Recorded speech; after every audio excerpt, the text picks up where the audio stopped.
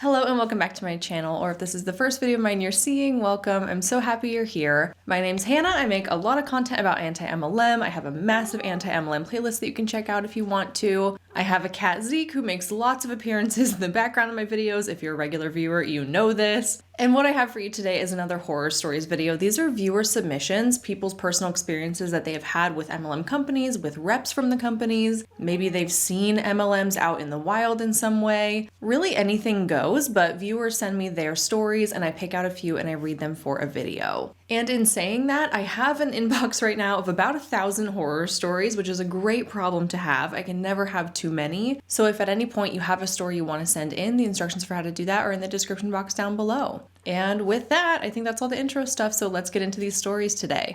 This story says, "Hello Hannah, I want to again say how much I'm enjoying your content. I'm still binge watching it and bouncing around all the playlists. I recently sent you my own horror stories, and while watching one of your deep dives, a memory unlocked while you were talking about the car plans that several of these MLMs use as bait. The story is not mine, just something that I witnessed firsthand. I have a family member who is a career MLM hopper. We will call her Ariel. It seems every other month she's slinging a new company's products. This has been going on for well over 12 years at this point when she married into the family. Yes, that's 12 years of hey hun messages and being added to random Facebook groups without permission to promote her new venture. I've had to remove her from my friends list many times over the years for this reason. It took many conversations, sharing my own horror stories, and eventually strongly stating that I do not support MLM companies, period, while also emphasizing that it had nothing to do with her personally, for her to get the point that I would not be buying what she sells. Now, Ariel is a prime victim for Huns in the wild. She struggles with her mental health, has below basement level self-esteem while also growing up below the poverty line. Not a knock, I too grew up below the poverty line. Her mental health makes it hard for her to keep traditional jobs for any length of time, keeping her and my cousin trapped with limited income and majorly damaged credit, which is important for later.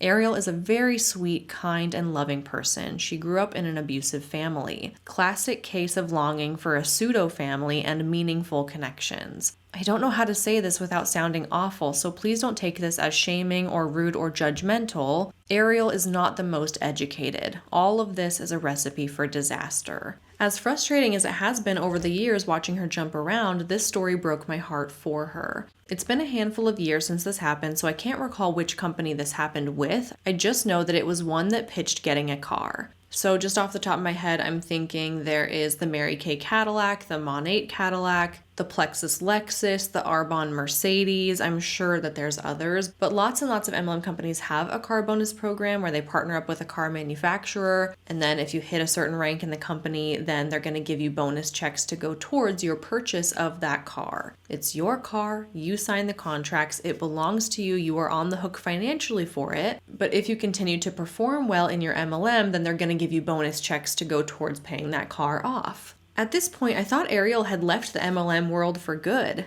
Enter Ursula. Think final boss Hun.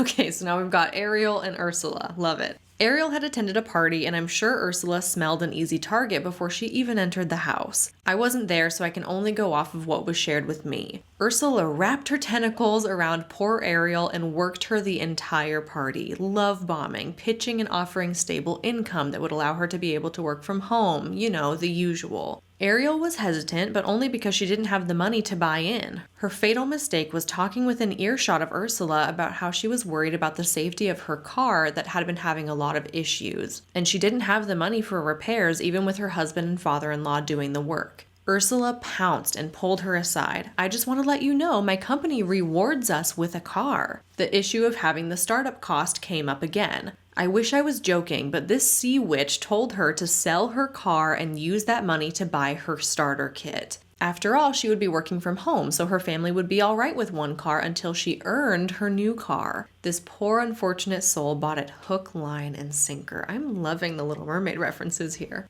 Ariel sold her junky car for a whole $3,000 and put all of that money into her new business. Where I am genuinely shocked, Ariel got to the level of the car reward around a year later. Since I worked in the car industry at the time, she came to me to help her understand the information that she was given. I looked over the information and my heart sank for her. Ursula had led Ariel to believe all she had to do was go to the dealership, hand over the information, and pick up the keys to her new car. Nope. As most of your videos say, the company would give her an allowance towards the car if she maintained her current rank or ranked up. Further digging into the information, if she didn't get the specific car, the amount she would be given monthly would be less. Where I was in full panic mode, Ariel seemed unfazed. Looking back, I don't think she understood what I was telling her. Ariel and her husband head to the dealership, pick out a car, and start the process. Shocker, with her credit and lack of income, Ariel wasn't approved to buy the car. Not even with her husband going on the application or switching to a different car. There was no possible way to get her into a new car. My heart broke for her. Ariel left the company shortly after that. I fully believe it was only because she was out of money to put into it. I wish I could say that that was the end of her MLM career, but she's been a part of 2 more since then. It's been about 5 years and they are still a single car household. It's enraging that there are Huns out there like Ursula that will go as far as convincing a vulnerable person to sell their car to buy into their junk company with the promise of a new car. I think it's important for people to understand that these companies are not giving their reps a car, and earning the allowance doesn't guarantee that they will be approved to get the car. Most of these banks will not accept this allowance as provable income. In fact, if a person comes into a dealership as self-employed, they need to provide a minimum of 2 years consistent income proof before a bank will even consider touching that loan. Even then, it's extremely difficult to get approved when self-employed for less than 5 years unless you're making 6 figures consistently for several years in a row. So unless you have a cushy savings account, good credit, and/or a spouse that makes good money, these car programs are near impossible. I hope this information helps at least someone. Again, I love your videos and your mission to spread awareness of these companies and their false promises. Hearing the kitty chirps in the background brings me joy. Please give the kitties scratches and tell them I said pss, pss, pss, pss. Keep up the good work. I love that. I will tell them that. And I'm so thankful for your story because it is the perfect example of why these car programs are complete scams. And this is the case pretty much across the board. I've looked at least 4 different car program contracts from different companies, and they're all structured the same. It's not a free car. It's not a company paid car. They're not just handing over a car to you and saying, oh, congratulations, you earned this. Here's your gift. Of course, that's the way it's promoted to get people like Ariel sucked into the scheme, but that's never what's truly going on once you get into the details of the contract. It's a terrible financial position to put yourself in because now you are reliant on keeping a certain rank in a pyramid scheme to pay for your car. It's horrible. It's stressful. It keeps people trapped in their MLM for so much longer. It's absolutely a scam within a scam. And your story actually points out something that I don't touch on enough, which is that if being in the MLM company is your only source of income, it's going to make it that much more difficult to get a loan on a car. Absolutely. Because people in MLMs don't make that much money. It's completely unstable. You are a self-employed independent contractor. Those are all kind of red flags that a loan provider is going to look at and be like, I don't know if I'm going to fork over thousands of dollars for you to go buy a car when you don't really have stable income coming in. And you give us some fantastic reminders here that if you don't have a savings account, if you don't have good credit, if you don't have someone willing to co-sign with you that does have provable stable income, then even if you do get to the rank of an MLM where you are eligible to participate in this car program, it's probably going to get shot down anyway because you're not going to have financing for it. And what a gut punch for her that she put in all this time and effort and money into this MLM to work her way up to be eligible for the program based on the understanding that she thought she was going to get a shiny brand new free car from the company. And then, oh wait, actually you're not going to be able to get a car. And not just this luxury car, but like any car. And bummer for you that you sold your first car to get into this company. It's just a disaster. These car programs are the biggest scams. I encourage people to run in the opposite direction if their company has a car program. I mean, run in the opposite direction of MLMs regardless, always, anyway. But if somebody is trying to convince you that you're going to get a free car if you join this program, that's like, wee-oo, scam, scam, scam. Like, get out of there, okay? I'm so thankful for your story, and I'm so sad that this happened to Ariel, obviously, but I'm happy that we can share about this as an example of what not to do. Don't join an MLM, period, but especially don't join one because you think you're going to get a free car, because you're setting yourself up for a massive disappointment. This one says, "Hi Hannah, I recently found your anti-MLM channel on YouTube and cannot thank you enough for the work you're doing. I've encountered MLMs quite a bit throughout my late teens and 20s, but I had no idea to what extent until I started watching your videos. I didn't even know the names of some of these smaller MLMs. I have a funny story about pure romance. For context, I was 22 years old in my last year of undergrad, enjoying spring term with my friends before I knew we would all scatter into the adult world." So for the listeners, I'll just put in a content warning right here. This is a story about pure romance, which is an adult toy MLM. So if you are listening around people that you don't want to be talking about this in front of, maybe pop in some headphones or save this story for another time, because I'm kind of reading ahead and it's gonna get a little graphic. One of my good friends, Michelle, her name is changed, had recently gotten engaged. Although we were young, my friends and I were all happy for her. She told us that she would be having an engagement party at her apartment one weekend. I remember thinking this was kind of odd. Shouldn't she be having her engagement party back in her hometown with her family? I asked her about this, and she mentioned that she wanted to have an intimate party with just her college friends and no, quote, real adults. What? What does that even mean? You're 22 years old. I would think that at 22 years of age, that would be considered a real adult, so that's kind of confusing to me, but okay, we're going with it. Cut to the party, or should I say sales pitch. As soon as I walked into Michelle's apartment, my heart dropped. This was not a normal engagement party. There was a sales rep dressed in a full suit standing in front of 2 card tables of various sex toys and sex products. There was some music playing in the background and everyone was drinking wine. All of Michelle's other friends were sitting on the couches facing the sales rep, just waiting for it to start, mingling quietly. The rep refused to start until everyone got there. One friend was running a little late and the rep made a huge deal about how she didn't even want one of us to miss out on the opportunity. Since I was already there and I didn't want to be rude to my friend, I just made the best of the afternoon. We drank some wine, listened to this woman's sales pitch, and played the various games that the sales rep guided us through.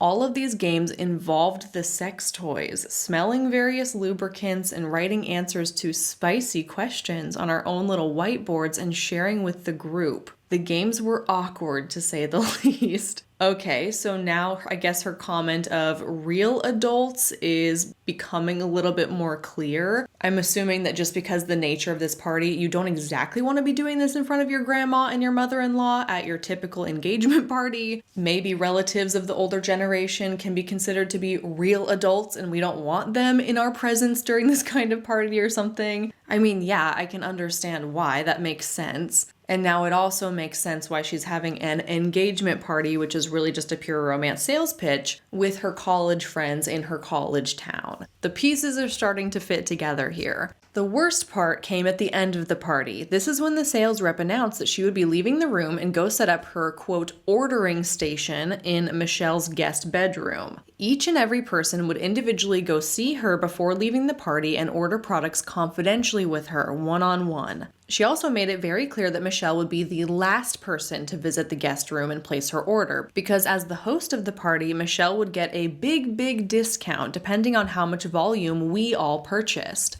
There was this weird pressure as Michelle's friends to go to the guest bedroom and spend lots of money with the sales rep, because then Michelle would get a bigger discount on her order. The whole situation was uncomfortable. Being in college and basically broke, I knew I didn't want to buy any of these products, but I felt pressure to buy at least something. I went to the guest room with the intent of ordering the least expensive thing in the catalog, a tube of lubricant that was around $25 from what I remember. The weirdest part of this whole interaction with the sales rep was her change in demeanor. During the party, she was all fun and games, breaking the ice with us, playing music, and generally trying to make a fun environment. As soon as I went back to the bedroom, though, she was almost cold, sitting there with her laptop ready to type up a big order. I just wanted to buy one thing and get out of there, and she did not like that answer. She really pushed me to consider more products and annoyingly kept asking me, "Didn't you have fun today?" Her cold attitude after I only ordered one item was palpable. Don't you want your friend Michelle to get a bigger discount? It was then that she also tried to rope me into hosting, and she attempted to pitch me on becoming a sales rep myself underneath her. She kept going on and on about all the discounts and the benefits of hosting, and that those discounts would only multiply if I became a representative myself. It was like I was being held prisoner for those 10 minutes. I know that's obviously an exaggeration, but I cannot stress to you enough how awkward this one-on-one interaction was. I couldn't say no fast enough and I left the party. At the time, I didn't realize that Pure Romance was an MLM. Thank you for all the work you do to bring awareness to these scams. After watching your videos, I feel like I have more of a voice and have the tools and phrases to articulate why I won't support MLM products if I were to get approached by one today. Thank you, and say hi to Zeke for me. I can absolutely understand why this entire interaction made you so uncomfortable. On one hand, with a product like this, I can understand maybe having like a private setting in which to place your order. Maybe you don't want to be around all these other people when you're telling the sales lady what you want to buy. I get that, but what that turns into now is, like you said, this one-on-one interaction in this private room alone with the sales lady, where she's probably making you feel cornered and trapped into buying something, and then making you feel guilty for not buying more because you're not going to give your friend a bigger discount. There's a lot of different social dynamics at play right there that make the entire thing really awkward. There are other ways for people to submit their orders privately that don't require you to corner them. You could give people an order form on a clipboard and have everybody sit down and fill out the things they want privately and then hand it in to you. But the fact that she's like, come down the hall, sit in this room with me face to face, look me in the eye and tell me you don't want to buy something is so uncomfortable. And you have to assume that that is also intentional. The social peer pressure of, are you going to buy something? Do you want to buy more things? Do you want to join my team? Do you want to host a party on your own? It's a lot more difficult to tell somebody straight to their face that you're not interested than it would be if you just didn't fill out anything on the order form or just didn't reply to their text or something. But my assumption is this is a very calculated and intentional way of getting people to purchase more by guilt tripping them and by making them so uncomfortable that they feel like they have no choice but to place an order. And that's what makes your story unique. I don't think I've ever heard of a situation where at the end of the party, they're like, all right, come into this private room with me. That's not something we see very often. So I appreciate you sending in your story and kind of bringing that to light. This story says, hi Hannah, please keep me anonymous as this regards my family. Content warning for disordered eating and child medical neglect. Great, I'm bummed out already. My mom has been in MLMs for as long as I can remember before joining doTERRA over a decade ago. She works in the alternative bodywork field, chiropractor, massage, acupuncture, etc. This means that she does make a pretty good profit selling oils as she can easily make it a part of her business. She doesn't see how recruiting family, including her parents, my father's parents, and aunts and uncles, harms them financially. My brother and I have always had mental health issues. From as young as I can remember, my mom was rubbing vetiver on my feet for my panic attacks, putting lavender in humidifiers when I couldn't sleep, and putting herb oils like cilantro, black pepper, and any of the citruses in our food. Just to paint the picture, we were not allowed to have any not natural products in our house, but that usually meant that we only had to use doTERRA products. Shampoo, hand soap, body soap, toothpaste, dish soap, cleaner, hand sanitizer, gum, you name it. When I was hitting that awkward teen puberty point, I was so self-conscious that I always smelled like BO. No matter how much I washed, it wouldn't go away. My mom told me that was normal for teens to smell, but sure enough, the moment I switched to a regular body soap rather than doTERRA's, the soap actually would wash my BO away. We weren't allowed fluoride in our toothpaste or when we went to the dentist. My mother lectured me on the dangers of synthetic candles and offered to bring me along in a class she was teaching about making candles with doTERRA scents. She was disgusted at my deodorant choice when I switched to Harry's at 18 or so. I started developing weeping eczema at around 11. It started spreading on my ears right where my ears were pierced for Christmas that year. It was itchy, it would get stuck to my hair and my pillow, it burned, and got me a lot of uncomfortable stares and questions. My mother's response to this wasn't to get it diagnosed or to go to a doctor, it was to put me on cleanses at 11 to, quote, detox my gut biome. I feel like nearly every fad diet I've tried for at least a month. Paleo, keto, vegan, vegetarian, gluten-free, completely sugar-free, including fruits, dairy-free, etc. She was convinced I had a fungal infection, ringworm. I would put essential oils directly onto my yellow and oozing ears to cure the ringworm. We tried their DDR Prime, basil, melaleuca, lavender, everything. From ages 11 to 17, I was walking around ashamed of my skin and convinced I could spread this disease to anyone who touched it, all while I was on a new fad diet every month and being told that my eating habits were causing the flare-ups. 11 to 17, 6 years you had this going on with your ear? I mean, it just sounds uncomfortable. It sounds painful. That sounds like something that if I woke up one day and that was going on with my ear, I would want to get that treated, as I'm sure you did too. Dealing with that every day for 6 years. Okay, hold on.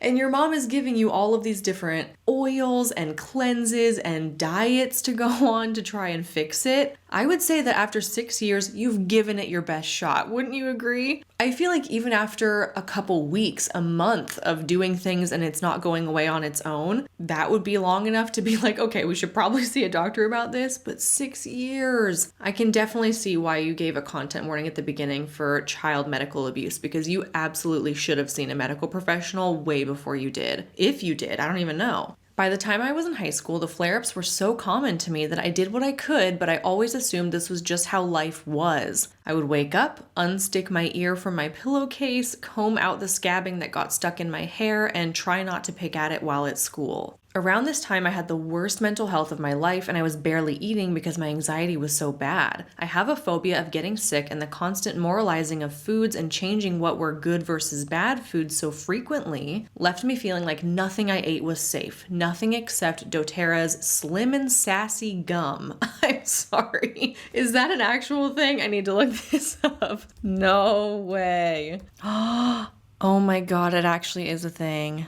Oh no. Okay, so what's interesting is I can't find it on the doTERRA website, but I did find this PDF that's a product information page about this product. I'll link it below for you. So I'm not sure if they're not selling it anymore and this PDF just kind of exists on the internet still from a time when this was sold. The date on this PDF is 2019. The product description says Slim and Sassy Metabolic Oil Blend helps manage cravings throughout the day while supporting a healthy metabolism. And some of the benefits include that it helps manage hunger cravings and that there's 1 drop of the Slim and Sassy oil blend in every piece of gum. This gum used to sell for $11. And yeah, basically looks like an appetite suppressant, or maybe it was promoted like if you're feeling hungry, just chew a piece of gum instead, which is so messed up and so disordered. Yikes. Okay, yeah, I found a couple sources about Slim and Sassy. I'll link them below if anyone cares to look at those. I should have known by its title, but I never really gave Slim and Sassy much thought until about a year after I left my parents' house and came to terms with the neglect I faced that I realized my mom had been giving me an appetite suppressant to treat my anxiety. There we go. Around the time of my huge anxiety spike when I was 16, I had a teacher come up and directly ask what was going on with my skin. I told her I didn't really know what it was, but I'd just been living with it and it didn't bother me that much anymore. By now, the essential oils were clearly not working, so instead, my mom gave me a Himalayan salt rock that I would get wet and run on my open wounds, and I would go to sleep putting raw honey on those same wounds. This teacher called me to the nurse's office on my behalf the next day. I showed them what my issue was and they referred me to the school clinic. I was so excited to finally get answers or a treatment that worked, until they told me I didn't have parental consent to access the school clinic. Without that, the most they could do was say that I should see a dermatologist. I would get in fights constantly over the next few months with my parents, begging them to let me use the school's clinic, and they refused. They did finally set me up to see a dermatologist who diagnosed me with a staph infection and sent me home with antibiotics. Antibiotics that I turned out to be allergic to, and I was terrified that my mother would weaponize my reaction to Western medicine to demonize it further. A staph infection is what it was all along,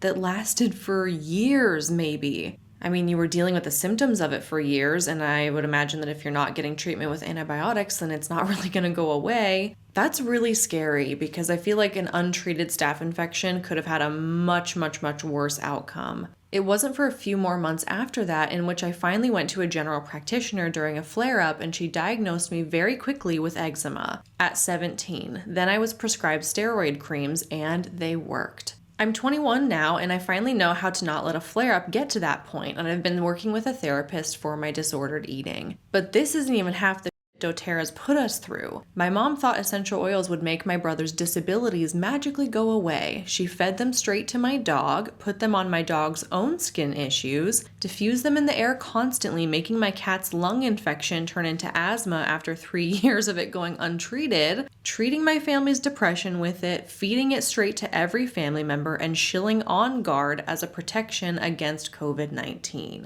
That is the longest rap sheet I think I've ever seen in the context of an MLM horror story and all the really messed up ways that the products have been used. Using it on literally every member of the household, including the pets. I don't know, I think we could almost classify that as animal abuse if they have a medical condition that's going untreated. Because I think to a certain extent, we can give people some grace with wanting to use more natural or holistic methods for treating certain things in their lives. I think that there can be a time and place for that, but where is the line? Where is the boundary that you have to cross to realize that this isn't working and we need to seek professional help? Where does that line fall ethically for it to be categorized as abuse? Because I would say if some kind of medical condition pops up in your family members or in your pets, maybe give it like a couple of days with these alternative treatments, see if they're going to do anything, see if they're going to help. But I feel like after the point of a few days or maybe a week, and it's clearly not working and you are still persisting with it, hoping that something's going to change, I think that that kind of crosses a line. You said that your cat had a lung infection that turned into asthma because it wasn't treated for 3 years. That's not okay. That is abusive behavior. That is animal neglect, in my opinion, of course. I think it would be hard to argue the point that not giving your pet medical care for 3 straight years wouldn't be animal abuse, but I digress.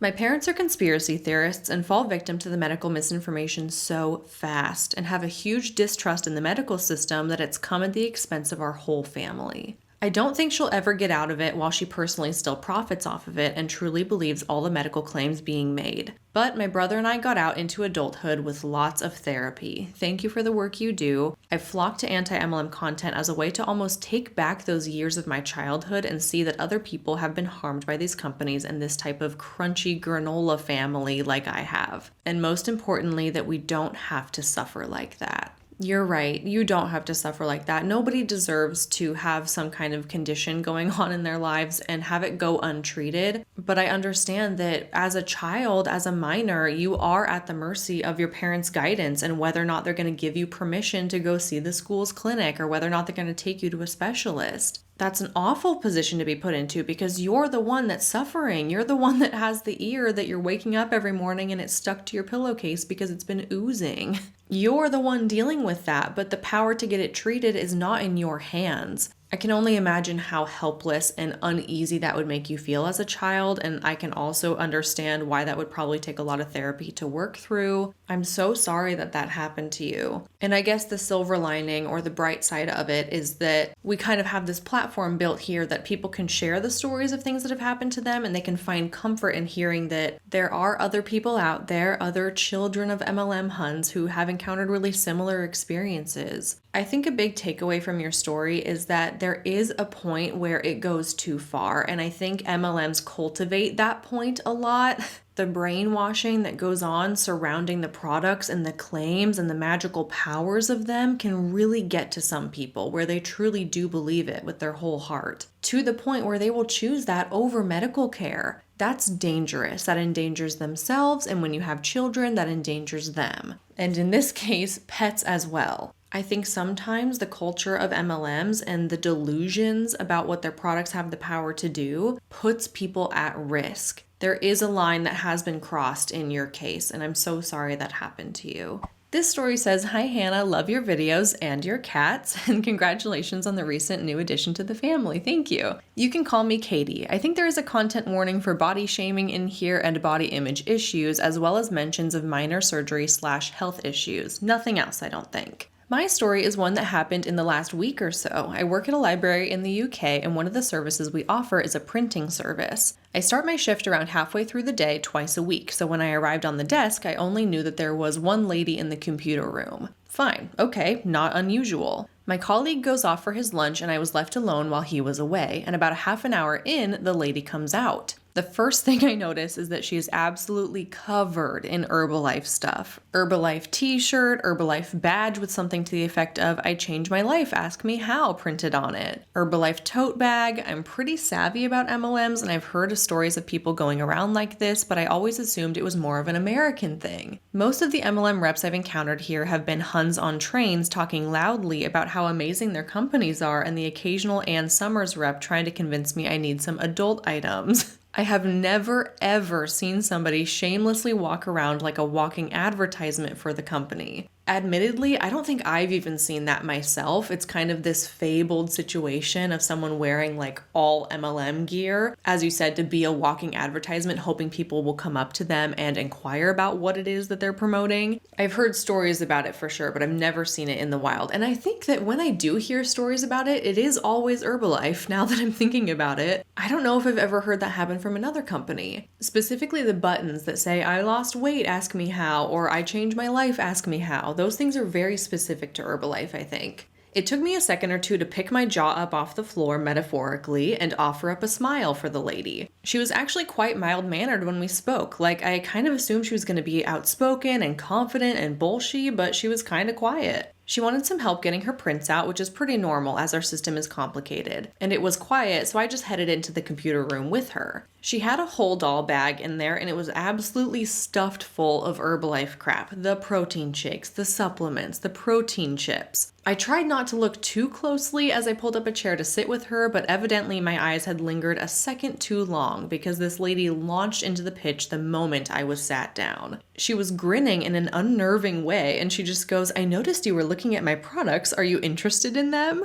I very politely tried to deflect, saying that we should just focus on getting her prints, but she was not to be dissuaded. I got what felt like her entire life story. She's a single mom, she's got 2 kids, she's worked in retail but never felt fulfilled. Now she gets to make money from her phone. All the usual MLM talking points that we're very familiar with. I kept glancing back to the library desk, praying that someone would come in and need me, but we tend to be fairly quiet over lunch times and nobody was coming in. I told her thank you, but I'm working right now and I can't really talk about these things during work, which is not strictly true. I've made great connections during work to my yoga teacher, my Dungeons and Dragons partner, and to my singing teacher. But I was willing to try anything to get this lady off my back. And then she goes, "Are you sure? They're really great for weight loss too." I was mortified. I'm a bigger woman, but I've not had anyone refer so brazenly to my weight since I was in high school. I turned bright red and was pretty close to crying, but I just finished setting up the prints and I went to go and get them sorted out for her. Everything was posters for Herbalife. Everything. Posters, leaflets, all that stuff.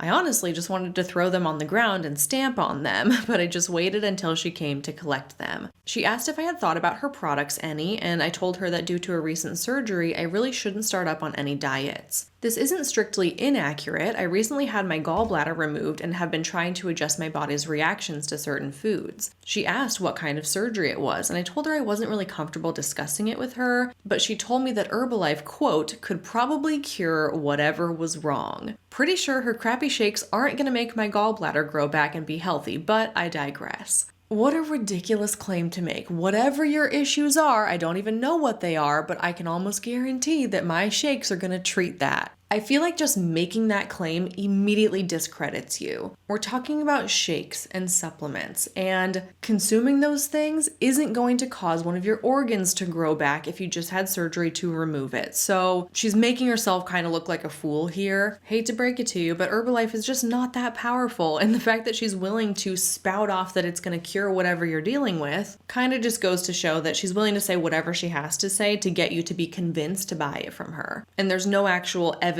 or merit on which that claim stands. I just told her total and she asked if we took credit cards. As I was taking her payment, which I'll point out came out to less than £10 because our prices aren't that high, she was telling me that she had spent a lot of money starting her business and was just, quote, relying on credit cards for the moment, but that she would make all of the money back soon enough and then some. To be honest, if not for the massive insulting slap in the face that she'd given me 5 minutes before, I might have felt sorry for her, but I just let her talk at me. Eventually, she asked if she could put a poster up on our notice board, but I told her that we weren't allowed to advertise businesses on there. We're run as a charity. Finally, she left and I was able to run downstairs and get my manager to cover for 5 minutes while I went and had a breakdown in the bathroom. I've always struggled with my body image, and my recent health problems have just exacerbated that. I felt so trapped by the situation because I was at work and this woman was relentless with her badgering of me. Problem is, if I didn't know about MLMs, I probably would have signed up for it, despite, or perhaps because of, her attitude. Anyway, that's my slightly depressing story. Thanks for all the work you do, and all the best to you and your family. Comments like the one that she made to you have always been very confusing to me because she's saying, "Oh, are you interested in my products?" And you said, "No, I'm not." And then she said, "Oh, really? They're good for weight loss." How on earth is that a good sales strategy? Insinuating or implying, hey, it looks like you have some weight to lose and these products would be great for that. That's just rude. That's such a backhanded comment to make. And you're almost assuming that that person wants to lose weight or that they should lose weight or they would look better if they lost weight or something. You're making a lot of assumptions about that person and how they feel about their own body by saying, oh, our products work for weight loss. Wouldn't that be nice? Don't you want that? There's a nasty undertone to it that I really don't like, and I can't possibly see how that is an effective sales strategy. You reacted in a way that I would probably react myself if somebody made a comment about my body like that, especially in this unassuming context. Just completely out of the blue. It's not nice, it's not kind or respectful, and I'm pretty sure that most people wouldn't listen to that and be like, oh yeah, I would love to buy a product from you. I would love to be on your team. I would love to work with you in the future. No, that's an insult. That's not something that you should be saying to people. And that's why it's so confusing, because they're making an assumption about an insecurity that you have just based on the way you look. That's so messed up.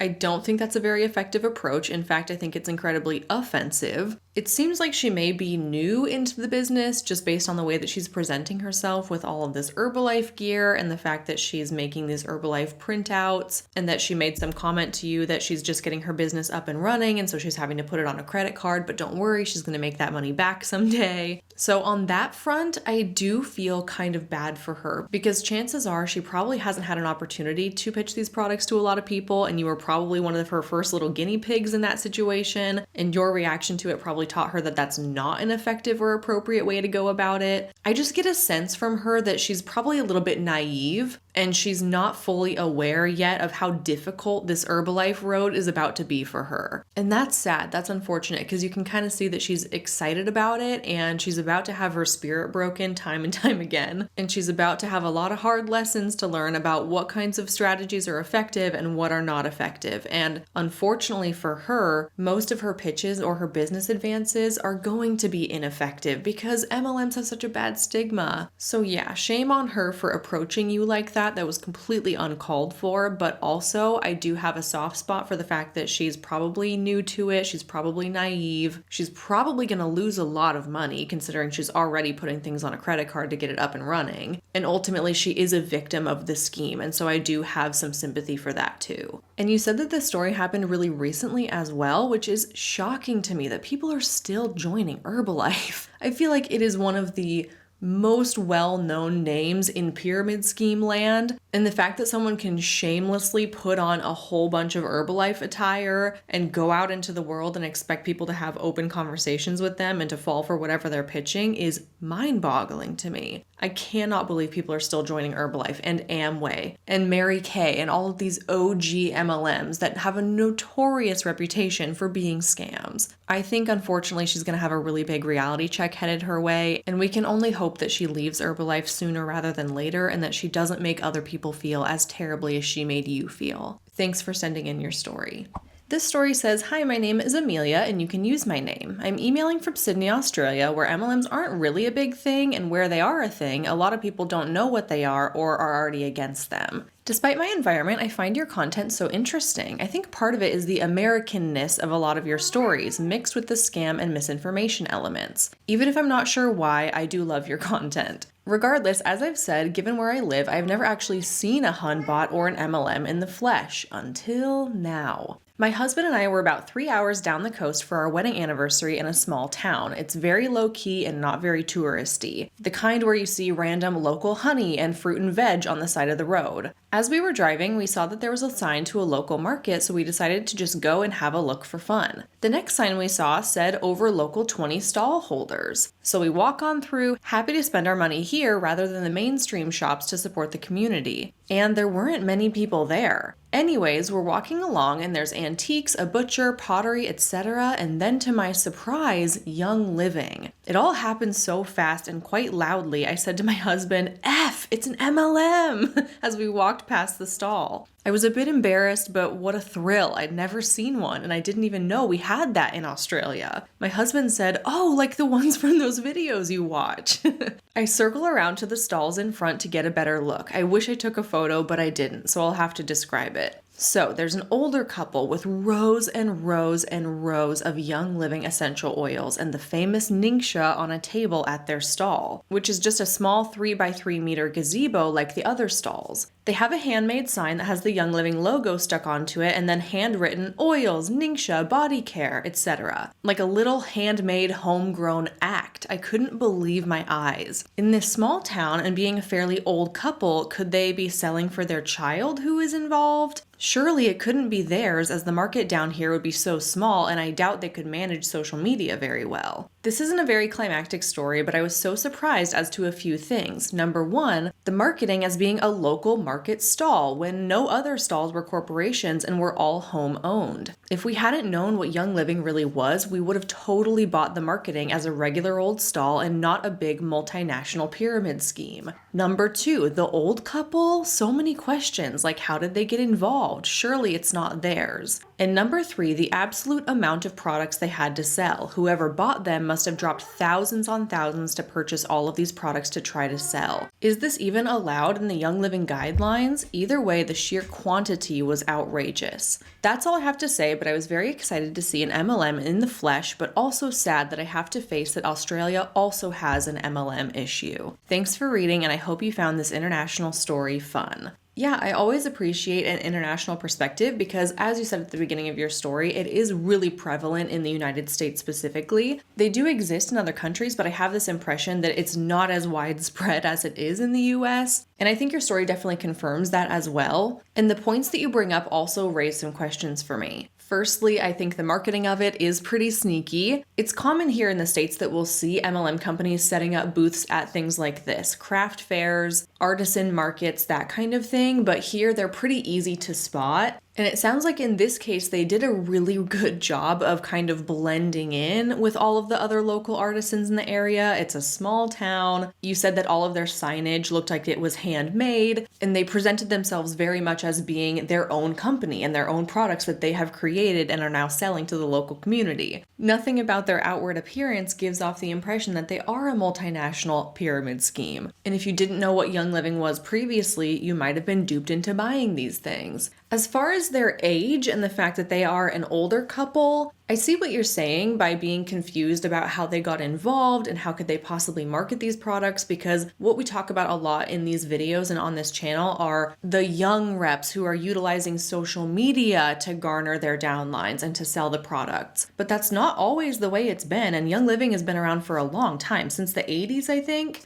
Just kidding, I just looked it up. They were founded in 1993, so long before social media ever existed. Who knows how long they've been in the company or how long it's been in Australia. So I don't think it's totally outside the realm of possibility that an older couple could get involved with an MLM. However, I do think that in this day and age, not utilizing social media and trying to sell your products through things like local artisan fairs or artisan markets is a lot more difficult. That's definitely more of an uphill battle because you're only really relying on those who are within your local community, your small local community, and whoever happens to wander across your booth. If you take to social media and market your products that way, your reach is a lot farther. And although it's still incredibly difficult to sell these products, it's going to be easier than setting up these booths every weekend or whatever. And lastly, I want to talk about the amount of products that you're bringing up, because it sounds like they had tons of stock there, which is also a bit confusing to me because Young Living is not an inventory-based MLM. There's kind of two models of MLMs, inventory-based and non-inventory-based. With the inventory models, this means that the reps themselves are purchasing the product at wholesale pricing, and then they have the physical product in their possession, and then they're selling it off for a profit. For example, LuLaRoe, you're gonna buy $1,000 worth of leggings, and it's gonna come shipped to your house, and then it's gonna be your responsibility to mark it up, to sell it, to ship it to your customers. But Young Living is not structured like that, at least in the United States. I guess I should give that caveat. I don't know if it's maybe different in Australia, but my impression of it is that Young Living has moved to pretty much solely website sales, meaning if I want to sell it to a customer, I'm just going to send them my commissionable link. They're going to click on it. They're going to put in all their own information. They're going to order it directly from the warehouse to their own house.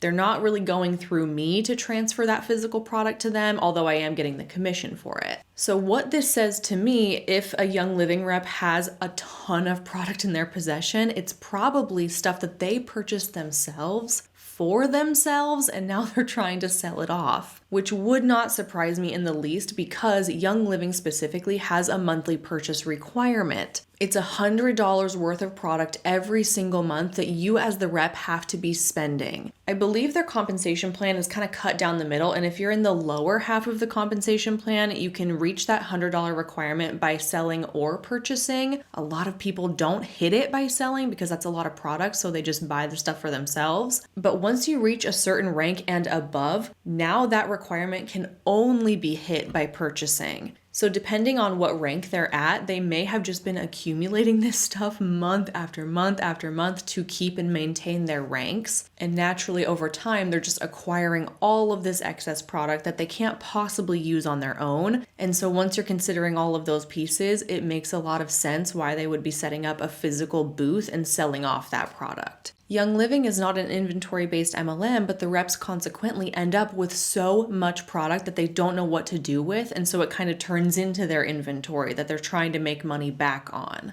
I hope all of that makes sense. Sorry, I feel like that was really long-winded and I could have made that a lot shorter of an explanation, but that's my best guess as to what's going on here, and I really appreciate you sending in that international perspective with your story.